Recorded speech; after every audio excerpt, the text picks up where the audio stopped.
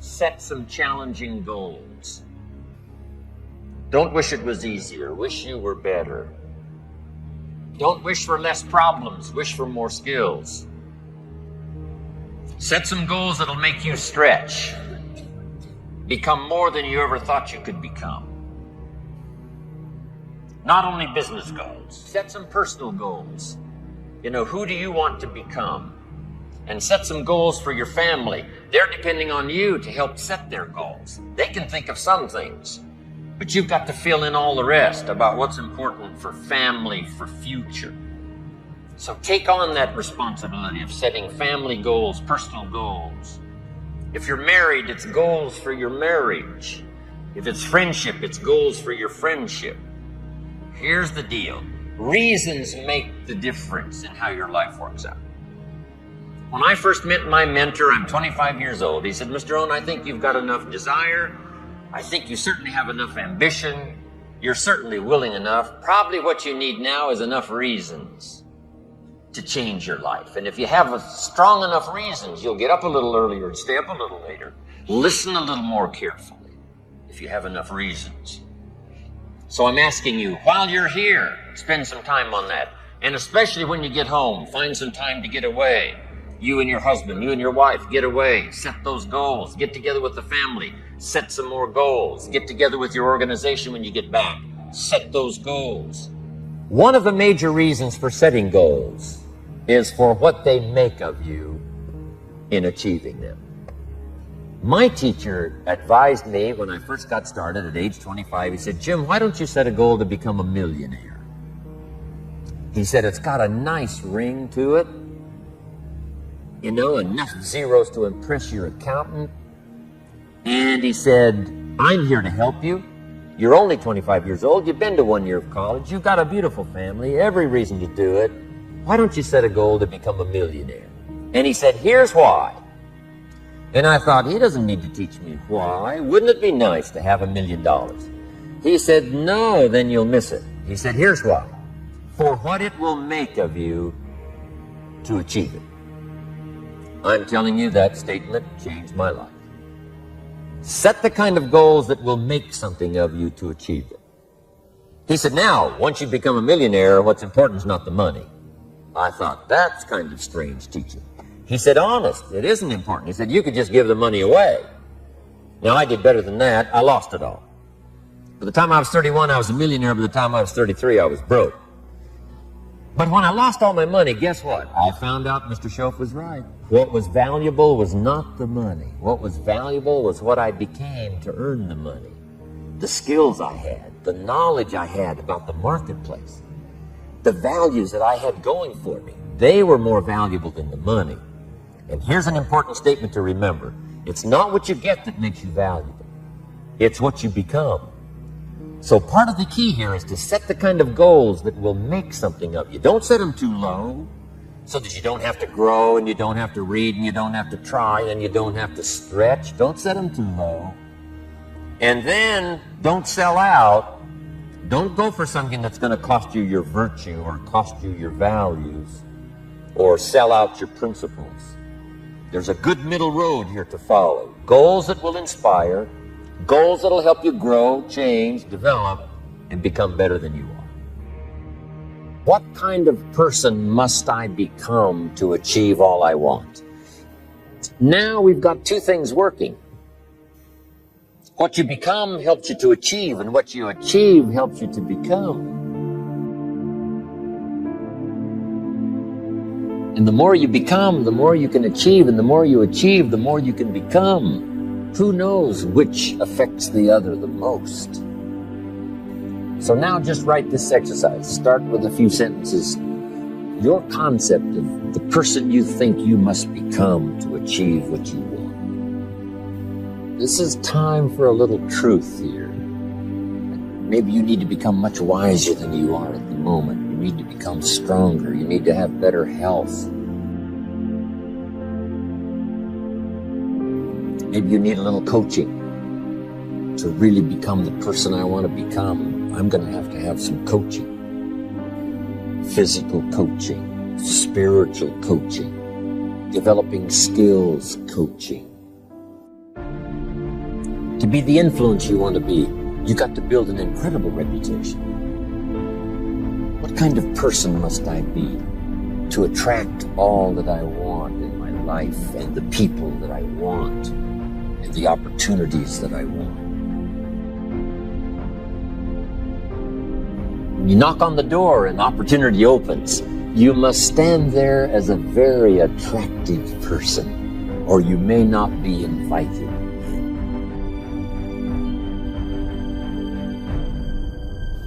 Make these notes. The key is to put everything on your list. Now, the key is to take it out of your head and put it on paper. You know, you can dream about what you want, but when you start committing it to paper, now it more formalizes. Information now starts to make a composite of an idea.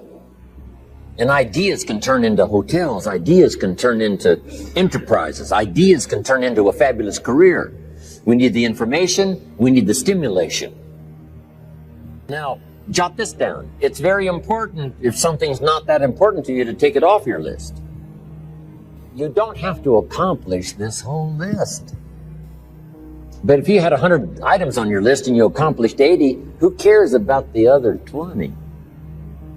If you got the biggest share of what you went for, wouldn't that be enough? And the answer is probably yes. It'd be overwhelming. Okay. So you can rearrange this list. You can change it. You can tear it up and start over. You can say, oh, you know, last year I thought this was so important.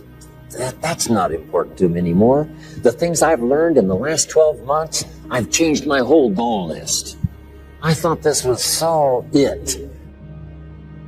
Now, here's the next note. There's two great words of antiquity everybody should learn.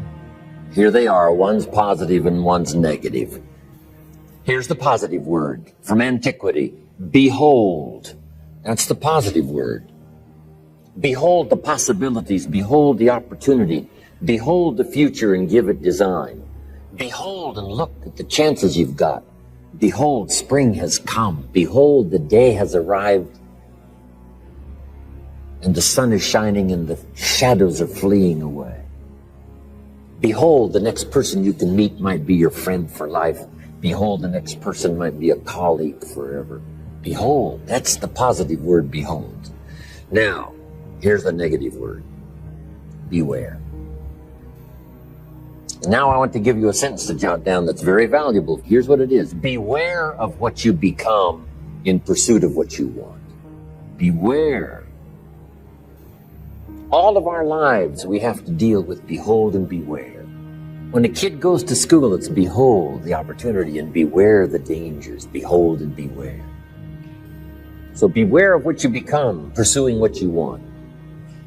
Some things I went for in the very beginning cost me too much. I got so obsessed with some things that I found out later the price was too big to pay. If I would have known better, I never would have paid. But sometimes we learn when? After. So don't become so obsessed with something that you lose your sense of reason or it costs you your friends. Don't be so obsessed with something that you compromise your virtues and your values. Beware of what you become in pursuit of what you want. Don't sell out. It's not worth it. And now here's the last note. If you'll start this glorious journey of being meticulous, deliberate, and hardworking about setting your goals for the day, setting your goals for the month and the year, setting your goals for your family and yourself and your business and your colleagues, start thinking forward. Here's what you will become. A major contributor, not only to yourself, but a major contributor to others.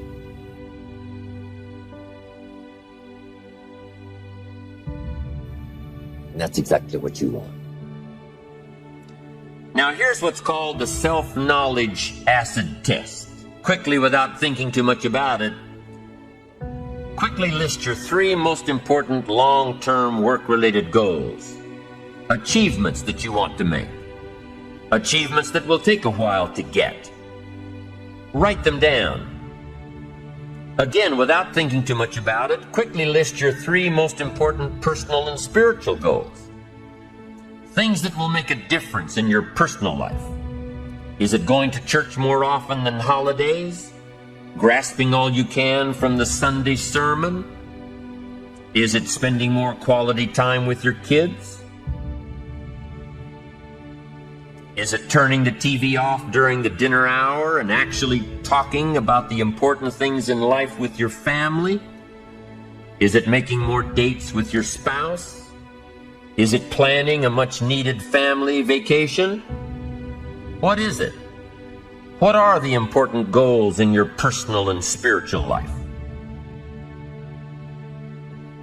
Is one of them making a conscious effort to exercise more, to eat better, to lose some weight, to get in shape? What are the 3 most important personal and spiritual goals that you have? Write them down. Doesn't matter what they are, just write them down. Now, take some time to really visualize what the achievement of these goals would look like. What does your future hold for you if you landed that big client? What does your future look like if you got that promotion? If you spent more time with your family? If you planned more outings with your spouse? What does your future look like? Really spend some time on this now. It's important stuff. What does it all look like? Ask yourself, is this really my goal? Is this truly what I want? Is it a positive goal? Is it important enough to me to become what it takes to reach this goal? Is it mine? Is it worth it? Redefine what actually is important to you. Redefine how hard you'll really work to get them. Now, there are 2 parts to this goal setting and redefining process. Number 1, don't set your goals too low. An interesting thing that we teach in leadership, don't join an easy crowd. You won't grow. Go where the expectations are high. Go where the demands are high. Go where the pressure is on to perform, to grow, to change, to develop, to read, to study, to develop skills.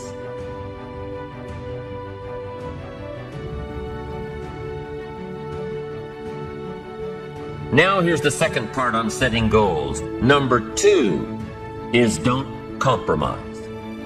Don't sell out. There were some things I went for back in those early years that I paid too big a price for. If I'd known back then how much it was going to cost me, I never would have gone for them. But I didn't know. Don't sell out.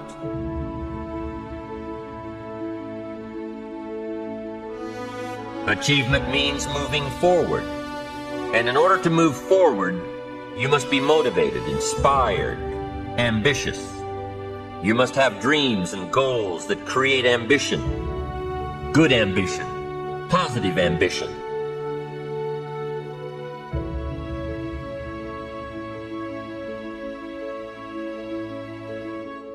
Now, ambition does not mean being greedy. It does not mean being selfish. It does not mean getting ahead at the expense of others. Ambition is not greed. Ambition is not avarice, an all-consuming desire for wealth. Ambition is not hoping you can win at the expense of others. Ambition is not greed. Ambition is an eager desire to achieve, an eager desire to get ahead in life, to do more for your family, to prosper in health, wealth, and relationships. Now, desire does not always translate into ambition. Desire is what you want for yourself. A bigger house, a better car, a fatter bank account, a better life. I desire to have these things.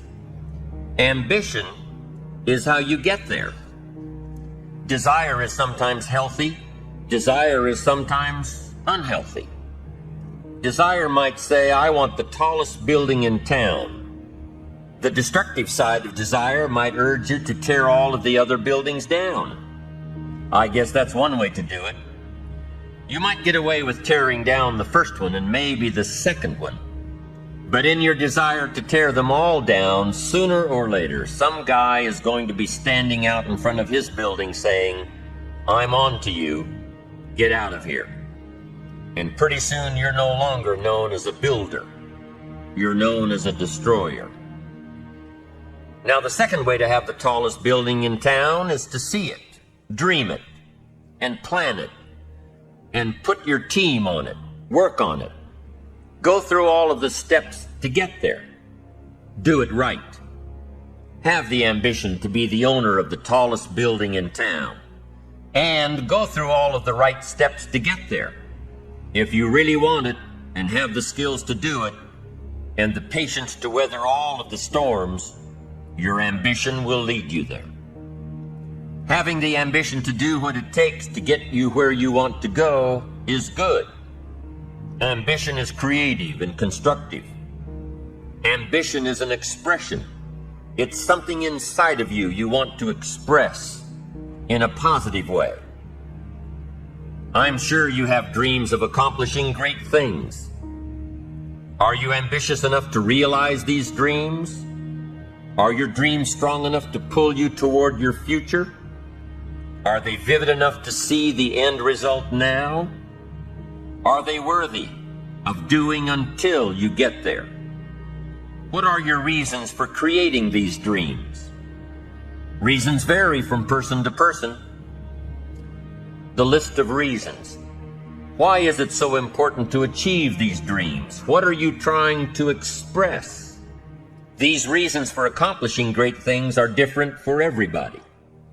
There are personal reasons, sometimes uniquely personal reasons.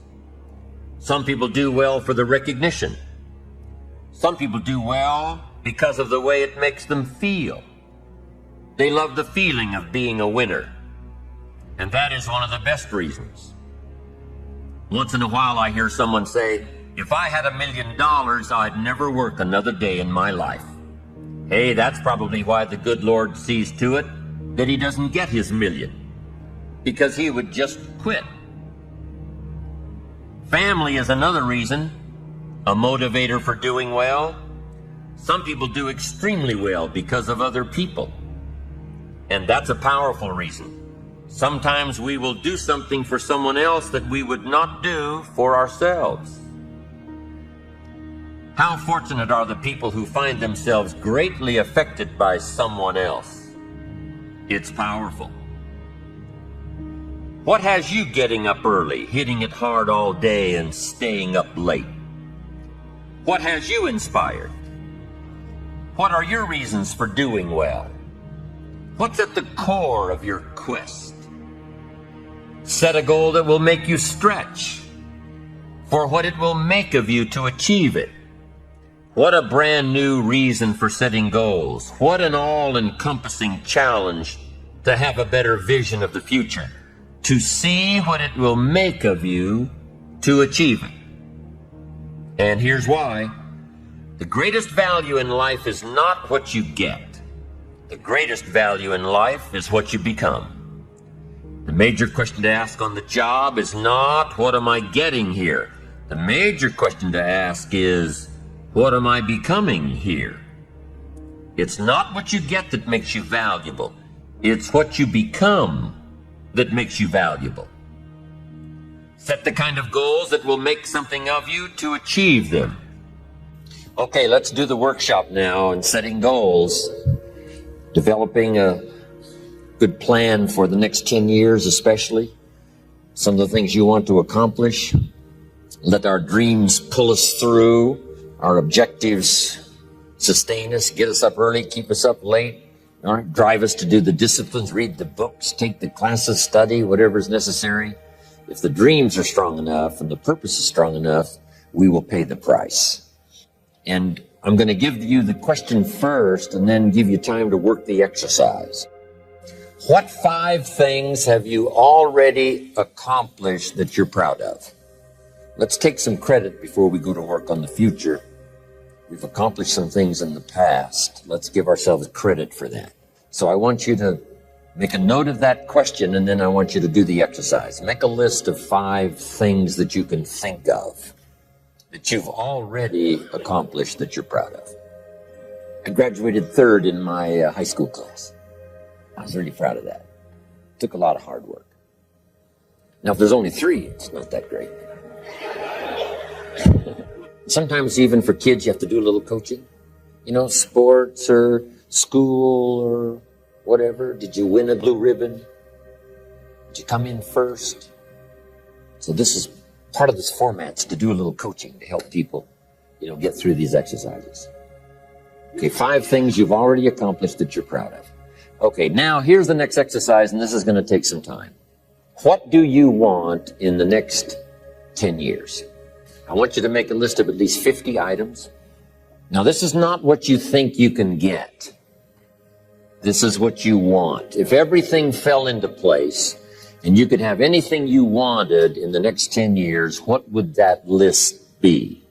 Not something you think you can earn, not something you think you can buy, not something you think you can, you know, finally be so successful you can get. This is what would really do it for you the next 10 years. I want you to make this list.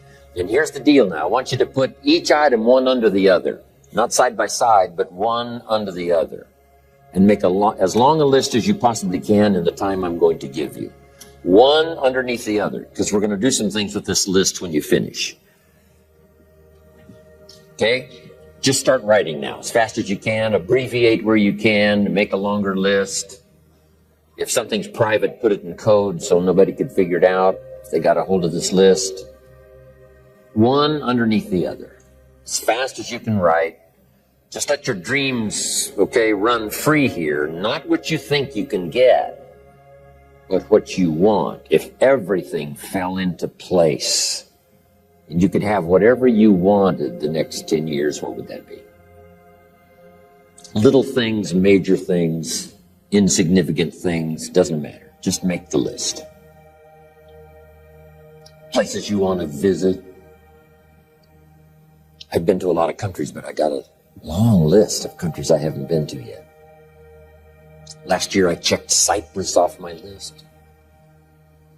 What countries haven't you been to that you'd like to visit the next 10 years? Cities you'd like to visit. I've never been to Venice. I've been around the world and all over Italy, and I've never been to Venice, so it's on my list. I haven't been to Egypt. It's on my list. Haven't been to Saudi Arabia. You'd think I've been everywhere, you know, 39 years. What experiences would you like to have in the next 10 years? Parachute out of an airplane?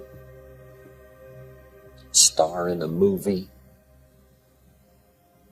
Play in a rock and roll band? Win a gold medal in the Olympics? Start a new family, learn to play a musical instrument. What do you want for your children? That's a whole list in itself. Education, places you want to take them. My parents traveled. So valuable for me. I missed 21 weeks of high school. My junior and senior year combined, 21 weeks I missed. Still graduated 3rd because my parents took me. My parents took me everywhere. They wanted me to meet, and they wanted me to see, and they wanted me to do. What new skill would you like to learn over the next 10 years? When I started learning new skills at age 25, it changed my life. I learned sales, multiplied my income by 5 first year. I learned how to find good people, recruiting, multiplied my income some more. Maybe you'd like to give seminars, write some books. The next 10 years. Some things right away, within the next year, some on out there. 10 years is a pretty good chunk of time. Some changes you'd like to make, some habits you'd like to drop, some new ones you'd like to acquire. You might make a list of the people you want to meet over the next 10 years. Benevolence goals. Maybe you've got a long list of projects you'd like to support. Now, this is not what you think you can do. This is what you'd really like to do. Mark Hughes had a passion for helping kids that had drug problems. One year he gave $8 million. $8 million. When I first met him, he couldn't give 800. Finally, he could give 8 million. Wow. Andrew Carnegie said, I'm going to spend the first half of my life accumulating money, and I'm going to spend the last half of my life giving it all away. That's big time. In the first half of his life, he accumulated $400 million, which back then was a lot of money. Guess what he did the last half of his life? He gave it all away. So keep your list going. What's got you turned on? Maybe you've been turned off until you got here this weekend. I want you to start working on turning your lights on for accomplishments. You can't believe what you can accomplish if you'll just work hard on this list now. You know, it's amazing how adults have, a problem with this, right? Let's see. And kids don't have any problem. They'd be asking for extra sheets of paper by now. I mean, kids say, you mean anything I want the next 10 years? Yes, write it all down. They would go like crazy. A cabin in the mountains, upstairs maid, a cook, a chauffeur. How about your investments? Properties. One of my goals was someday to be financially independent. We're going to talk about that a little later. My father convinced me years and years ago that someday I should be debt-free. Owe no one anything. My mother and father practiced that. When I inherited the estate, all the lands and the house and the buildings and the things and the cars and everything, guess how much was owing when I inherited it all? 0. Not 1 penny. Everything free. It is a glorious feeling for no one to have a claim on anything you got. Maybe you want to be in the top 10 in wealth, the top 10 or the top 20. I mean, whatever. Maybe you're working on a new invention. Congratulations. Someday, who knows? Make a list of your health goals. Got to have a good physical support system over the next 10 years. How healthy do you want to be? Eliminate some illnesses, eliminate some weaknesses. Get strong for competition in the 21st century. One of my goals was to have a residence in each season, for each season. Finally, check that off my list.